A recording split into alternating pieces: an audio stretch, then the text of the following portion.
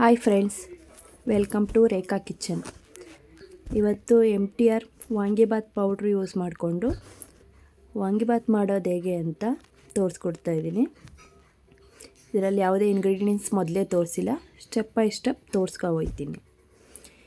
ಇನ್ನೂ ಒಂದು ಬಾಣಲಿ ಇಟ್ಟು ಎಣ್ಣೆ ಹಾಕಿದ್ದೀನಿ. ಎಣ್ಣೆ ಚೆನ್ನಾಗಿ ಕಾಯ್ದ್ಮೇಲೆ ಸಾಸಿವೆ ಹಾಕಿದ್ದೀನಿ. ಸಾಸಿವೆ ಚಿಟಪಟ ಆದಮೇಲೆ ಕಡಲೆಕಾಯಿ ಬೀಜ ಹಾಕ್ತಾಯಿದ್ದೀನಿ. ಇದನ್ನು ಚೆನ್ನಾಗಿ ಕೆಂಪಾಗೋ ತನಕ ಫ್ರೈ ಮಾಡ್ಕೊಳ್ಳಿ. ಇನ್ನು ಇದು ಫ್ರೈ ಆಗಿದೆ. ಈಗ ನಾನು ಕರಿಬೇವಿನ ಸೊಪ್ಪು ಹಾಕ್ತಾಯಿದ್ದೀನಿ.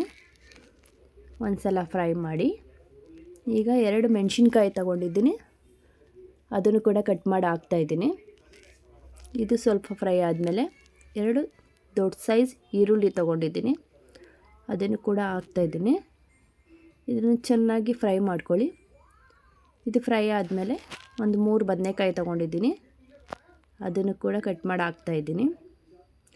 ಇದು ಸ್ವಲ್ಪ ಸಾಫ್ಟ್ ಆಗೋ ತನಕ ಫ್ರೈ ಮಾಡಿ. ಸ್ವಲ್ಪ ಕಲರ್ ಚೇಂಜ್ ಆಗಬೇಕು, ಅಲ್ಲಿ ತನಕ ಫ್ರೈ ಮಾಡಿ. ಇಷ್ಟ ಆದರೆ ಸಾಕು.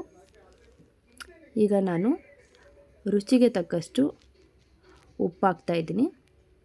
ಈಗಲೇ ಹಾಕ್ತಾಯಿದ್ದೀನಿ, ಬದನೆಕಾಯಿ ಸ್ವಲ್ಪ ಉಪ್ಪಿಡಿಲಿ ಅಂತ.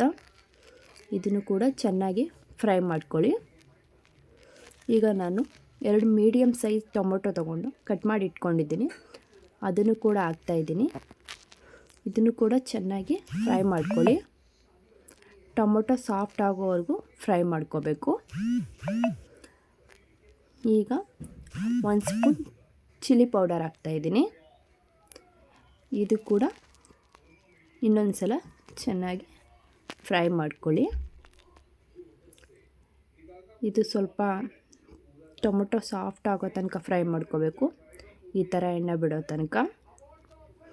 ಈಗ ನಾನು ಇದಕ್ಕೆ ಒಂದು ಸಣ್ಣ ನಿಂಬೆಹಣ್ಣು ಗಾತ್ರದ ಹುಣಸೆಹಣ್ಣು ನೆನೆ ಹಾಕ್ಕೊಂಡಿದ್ದೀನಿ, ಅದನ್ನು ಕೂಡ ಹಾಕ್ತಾಯಿದ್ದೀನಿ. ಈಗ ಒಂದು ಸಲ ಇದೆಲ್ಲ ಕ್ಲೀನಾಗಿ ಮಿಕ್ಸ್ ಮಾಡಿ. ಈಗ ಇದು ಹುಳಿ ಎಲ್ಲ ಸ್ವಲ್ಪ ಬೇಯೋ ತನಕ ಇದ್ದು, ಈಗ ಇದಕ್ಕೆ 2 MTR ವಾಂಗಿಬಾತ್ ಪೌಡ್ರು ಹಾಕೋತಾ ಇದ್ದೀನಿ. ಈಗ ಇದನ್ನು ಚೆನ್ನಾಗಿ ಮಿಕ್ಸ್ ಮಾಡಿ. ಈಗ 1-2 ನಿಮಿಷ ಪ್ಲೇಟ್ ಮುಚ್ಚು ಬೇಯಕ್ಕೆ ಬಿಡಿ. ಇದೀಗ ಚೆನ್ನಾಗಿ ಬೆಂದಿದೆ, ಎಣ್ಣೆ ಕೂಡ ಬಿಟ್ಕೊಂಡಿದ್ದೆ.